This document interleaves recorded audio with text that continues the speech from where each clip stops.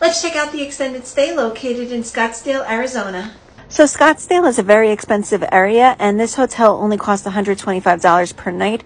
But once I got inside, I kind of realized why it was so cheap. Starting with the lamps, half of them didn't work. Some of them were lopsided. This was the whole closet area, which actually was a little bit nicer than I expected compared to the rest of the room. There was a lot of dresser space. But for example, like you look at this lamp and it's busted. Then there was a full kitchen and a microwave, but again, like just needed some touch-up paint, and a little bit of TLC would go such a long way in improving this place.